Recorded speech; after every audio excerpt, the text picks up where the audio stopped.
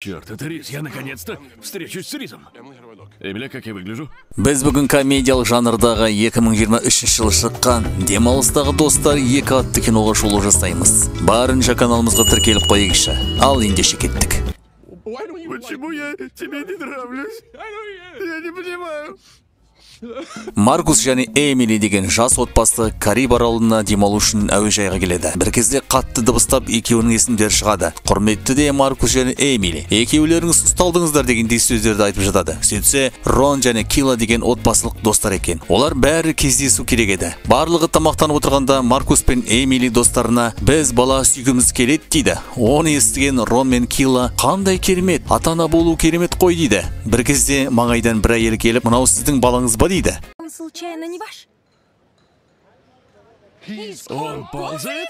Это же потрясающе! Олар баласының жоғалып жүргеніне шаруасы жоқ. Еңбектеп кетті дегенге мәз болып жатады. Бір кезде Маурилио деген жігіт келеді. Ол осы екі отбасының ортақ танысы екен. Содан барлығы ұшаққа отырып Кариб аралына аттанады. Маркустың телефонында бала туу керек деген ескертпе шығып тұрады екен. Ұшақтағылардың бәрі қарайды. Содан олар аралға келеді. Керемет әдемі енді. Бұлар бірден демалайық, көңіл көтерейік деп, екінші күні теңіздің жағасында оянады. Маурилио болса Рон мен Киланың ұлын қарап жүріпті. Маркус өзі архитектор еді. Өзінің арнайы адамдары бар. Негізі бір жағынан осы аралға бір маңызды кездесу үшін келген еді. Бір кезде әлгі қонақ үй жақтан бірнеше костюмдегі адамдар байқалады. Маркус соған қарап тұрады. Маркусқа жұмысшылар қоңырау шалып, кеше қоңырауға жауап бермедің. Әлгі кездесетін адамдарың осында дейді. Жаңағы бірнеше кәріс адамдар Маркусқа жақындап, біз сізді күттік, қош келдіңіз дейді. Маркус болса сасқаннан әлгілерді достарымен таныстыра бастайды. Сонда мыналар Маркусқа қарап, бүгін бізге Йон деген вице-президент келеді. Сол сізбен танысқысы келеді, барлықтарыңыз келіңіздер дейді.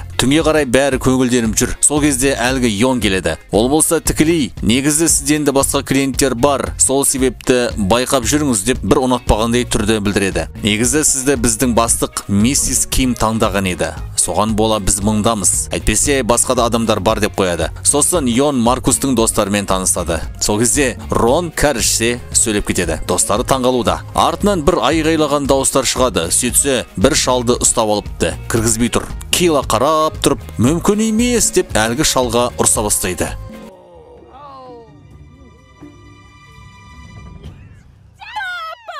Сөйтсе, екеуі әзілдескен. Мына шал Киланың әкесі екен. Есімі Риз. Достары таң қалып қарап қалады. Себебі Киланың әкесі түрмеде еді. Кила барып әкесін достарымен таныстырып, ең соңында Кила Ронмен таныстырады. Күйеу баласы ғой. Бірақ Риз оны ұнатпай, өзінше мән бермейді. Рон болса Риздың маңдайынан сүйіп салам деп қалады. Шайықтардан көрдім дейді. Сосын барлығы өздерінің қонақ үйлеріне барады. Осы кезде Киланың әкесі Риз қызына жақындап, мен сені білемін, сен ақшамен жұмыс істей аласың. Сол себепті мен саған жақсы ұсыныс жасаймын. Ол крипто дейді. Бәрі болса қызық болып қалады. Криптомен бай болу мүмкін емес дейді. Пирамида сияқты ғой, бірін-бірі шақыратын әдіс екен. Жарайды деп ешкім мән бермейді. Бұл шалдың тірлігін Маркус жақтырмай, ол әйелін алып кетіп жеке сөйлеседі. Мына шалдан құтылу керек, маған ұнамай тұр дейді. Эмили әйелі де күйеуін қолдайды. Екінші күні тамаша ауа райында керемет отырыста барлығы таңғы асты далада ішіп отырады. Бұл шал болса, бұл жерде немір мафиялар бар. Ең мықты мафиялар осында. Мысалы, Эскобар, Ченчо Набару дейді. Сонда Маурилио, я мен білемін Ченчоны, мен ол туралы деректі фильм көрдім дейді. Маркус болса, ер адамдар өзіміз серфинг тебуге барсақ қалай болады дейді. Содан Маркус, Дон және Риз үшеуі су жағасына келеді. Алып толқынды көріп қалып, барлығы шошиды. Бір кезде Риз бір танысын көріп қалып, сонымен сөйлесуге кетіп қалады. Есімі Джером. Осы кезде Маркустың қасына Йон келіп қалады. Олар жүгіріп жүр. Не істеп жүрсің дейді. Сонда Маркус, серфингке келдім дейді. Мен ол жағынан мықтымын. Мен қарапайым ғана бір кездейсоқ адам емеспін деп мақтан тұрады. Риз келіп кеттік дейді. Бірақ Маркустың сөзі бар ғой, серфинг білемін дегені. Осы сөз үшін Маркус пен Рон алып толқындарға барады. Сондағысы Маркус білмейді екен. Алып толқын келгенде оңдыртпай Маркусты лақтырады ғой. Йон бәрін телефонға түсіріп тұр екен. Маркус есін жиса су жағасында жатыр. Бәрі оятуда. Барлығы одан кейін қонақ үйге келіп, Маркус өзінің жағдайын әйеліне айтады. Бүкіл денем ауырып тұр дейді. Бір кезде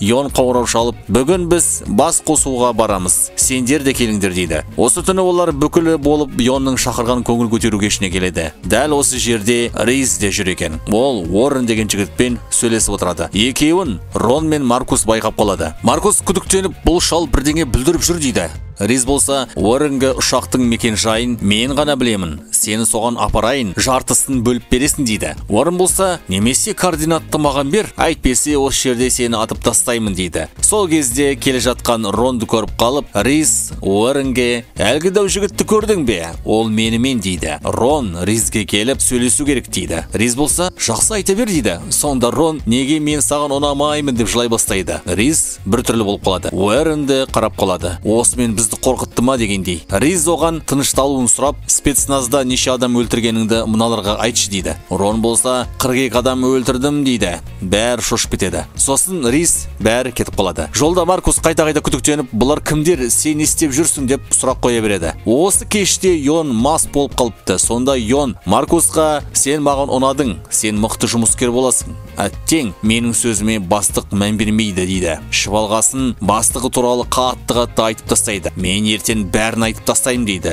Бір кезде миссис Ким қоңырау шалады. Күшейіп тұрған Йон қояндай болып қалады. Екінші күні Маркус кабинетінде жүргенде оған курьер почтадан қорапша келген екен. Ішін ашып қалып, Маркус шошып кетеді. Бұл шал есірткіні не үшін маған жіберді дейді. Дәл осы кезде артынан Йон келіп, кешегі айтқан сөздерім бәрі ашумен шыбалғасын шықты. Сен айтып қоймаш дейді. Маркус болса, уайымдама, мен тоқылдақ емеспін дейді. Йон кеткесін бірден осы қорапшадағы затты достарына көрсетеді. Оны беріп жіберген Риз дейді. Маркус ашулы, бір кезде Риз де келеді. Маркус болса Ризге ұрсып жатады. Не үшін маған кокаин беріп жібердің дейді. Сонда Риз, тоқтаңдар, бұл кокаин емес, бұл Киланың анасының күлі дейді. Мәссаған. Маркус біртүрлі болып қалады. Риз болса, өзінше қызына тосын сый жасамақшы болыпты. Ал Маркус ол тосын сыйды бүлдіріп қойды. Маркус кешірім сұрайды. Көңіл көтерейік деп бәрі су астына сүңгуге барады. Барлығы судың астында жүргенде Риз бен Джереми екеуі судың астынан сөмкелерді алып шығып жатады. Қонақ үй жақта Маурилио өзі жалғыз Рон мен Киланың ұлын қарап жүр. Оны Вероника деген әйел байқап қалып, сен керемет әке екенсің дейді. Маурилио болса, бұл менің ұлым емес, маған тапсырып кетті дейді. Сонда жаңа танысқан Вероника, ендеше менің де баламды қарай тұрасың ба деген екен. Әр жақта Ризді Маркус байқап қалып, Ронға қарап, мына шал не бүлдіріп жүр тағы да дейді. Сосын олар Риздың катеріне мініп, мына сөмкелер не деп сұрап жатқанда, Риз асығу керек деп шақ жаққа ұмтылады. Сөйтсе, бұлар мүлдем басқа жақта Куба елінің аймағына кіріп кетіпті. Куба елінің полиция қызметкерлері оларды қуа бастайды. Ақыры ұшақ көкке көтеріледі. Маркус сол кезде әлгі сөмкелерді ашып, бұл не деп Ризден сұрайды. Сөйтіп тұрғанда әлгі ұшақтары шайқала бастайды. Бірнеше оқ тигеннен ұшақ жерге қарай төмендейді. Осы кезде сол ұшақты Уоррен байқап қалады. Дәл Уоррен тұратын мекенжайға барып құламай ма? Әлгілер ұшақтан аман-есен шығып бер келеді. Ұшақтың жүргізуші бір сөмкені алып қашып кетеді. Маркус ашулы, мен қазір сұрақтарыма жауап алуым керек, әйтпесе полицияға қоңырау шаламын дейді. Сонда Риз айта бастайды. Түрмеде отырған кезде бір жігіт маған осы Кариб аралында суға ұшақтың құлағанын айтты. Және оның ішінде $5 миллион деді. Міне осы ұшақтағы ақша сол дейді. Бір кезде ұшақтары жарылады. Қош бол $5 миллион.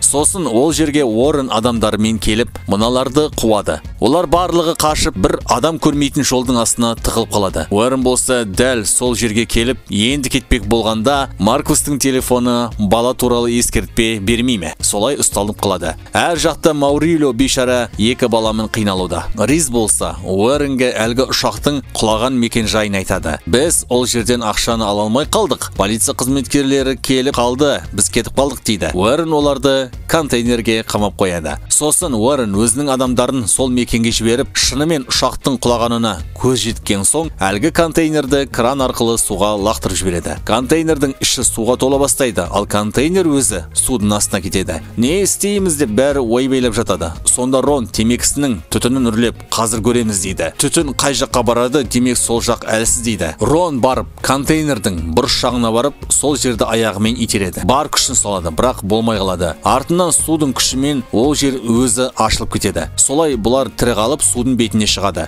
Сосын құрлықтан әлгі бандиттардың бір көлігін алып қонақ үй жаққа аттанады. Себебі Маркустың жұмысын көру үшін әлгі миссис Ким келеді екен. Бұлар асығып келе жатқанда басқа жақтан Уоррен адамдарымен мыналарды қуып жетеді. Әр жақта миссис Ким келіп қалыпты. Риз бандиттардан әдемі етіп қашып кетеді, бірақ бәрібір де артынан Уоррен қуып келеді. Осы арада Кила мен Эмили басқа жаққа барып тығылып қалған екен. Олардың естеріне Ченчо Набару деген мафия түседі. Бірден қонақ үйге жүгіреді. Уоррен болса енді Ризді атпақ еді, бір кезде Маурилио жетіп келеді. Оларды босақтыңдар дейді. Уоррен болса сен кімсің тағы да дейді. Сонда Маурилио, сен мені танымадың ба? Мен Ченчо Набарумын. Сен бір ауданды ұстасаң, мені бүкіл ел таниды. Қазір тез арада достарымды босатпасаң, менің ашуымды көресің дейді. Уоррен болса, жарайды, мына екеуін босатамын. Бұларды мүлдем танымаймын. Бірақ Риз маған қарыз $5 миллион беріңдер, сонда мен кетем дейді. Сол кезде Рон тұрып, менде бар, қазір аударам дейді. Сосын шынымен барып телефон арқылы Уорренге $5 миллион